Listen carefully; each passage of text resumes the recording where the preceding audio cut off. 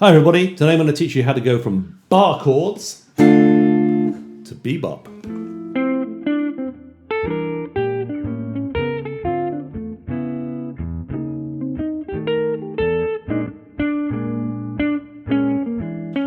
Hello, welcome to Jazz Guitar Scrapbook. Please feel free to like and subscribe, or just don't do that. Just leave comments. Bop has this kind of reputation of being fiercely complicated and involving a lot of funny numbers. It can be like that, but a lot of the basic kind of skills to learn how to play bop and changes, straight head jazz, stuff like that, is disarmingly simple when you realise. And I really want to try and get that across today. So we're going to start with something that I think all us guitar players know, bar chords.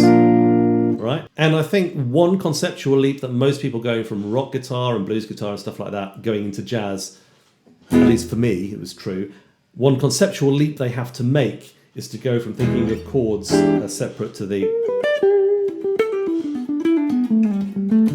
scale shapes for soloing and so forth, to a point where they can see chords as being a source of melodic material.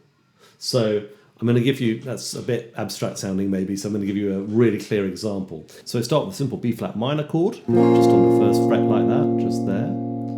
And we break it up like this, repeating the last note. Okay, this is using 3 fingers, making sure a separation between the notes of the chord, so you're not playing, it's make sure you swing as you go across the strings. And the next one is either bending from this F shape, if you like, or maybe more familiar might be that C minor 7 shape. And breaking up like that, and then moving to the 3rd of F major like that. The whole thing sounds like this.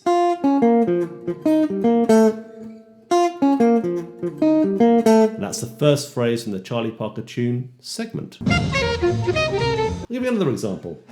This is Anthropology, Rhythm Changer's Head. Now that little snatch of music contained 9 notes, only 3 of which are not chord tones, are not B flat major chord tones. So this one, which is a passing tone between 3 and 1, between D and B flat, so it's a C. And then that little blues thing, which is the 4, sharp 9 or flat 3, 3, 5. So, these are all embellishing tones.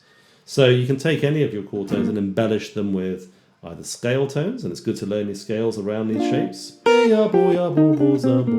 you know which ones are the chord tones. Chord tone, passing tone, chord tone, passing tone, chord tone, passing tone, chord tone, right? Just working off the B flat major notes.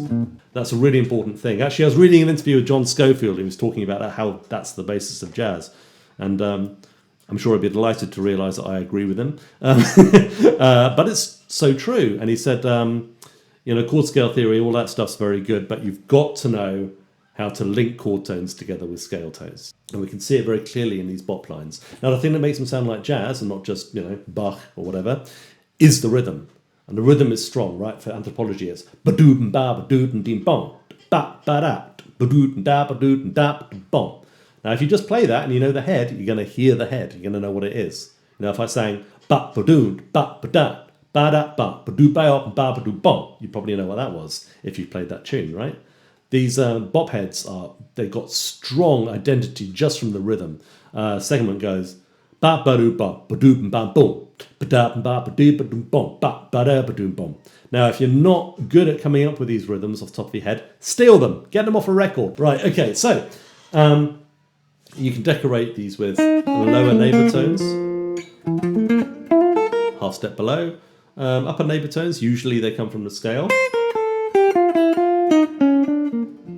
But in the case of segment, you can also play a flat 9 there, which sounds really altered, really cool. There's an interesting sort of thing I just want to talk about quickly. Often we go to the 3rd when we're in the middle of a tune. So, for instance, Confirmation does this. I'll take you through Confirmation.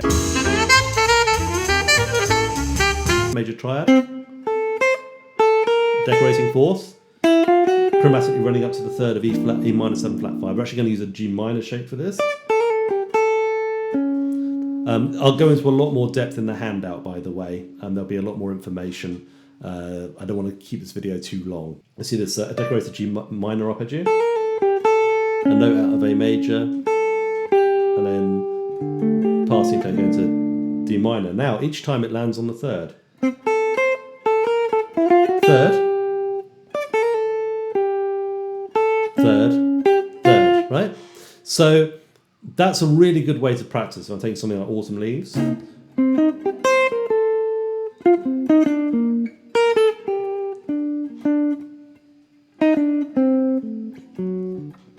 Just learn where the thirds are, and then it will really give you the sound, that chord progression. But often at the end of a section, you'll often hear them go to the one, or something like that, right? And that's the end of that section. It's like a full stop, or a period, as Americans would call it, at the end of a sentence.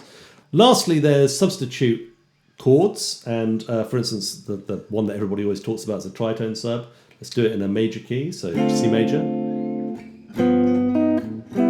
Okay, we're going to go.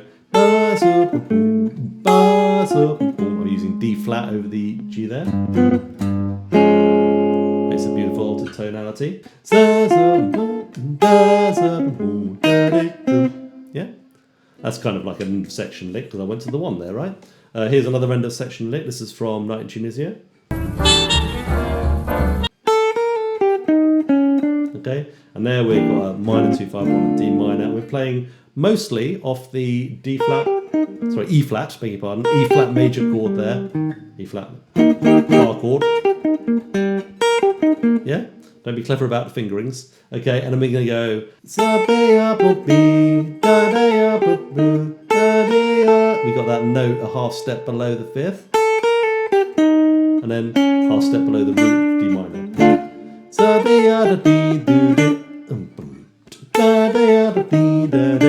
How cool is that? So I'll do a massive list of possible substitutions in my handout.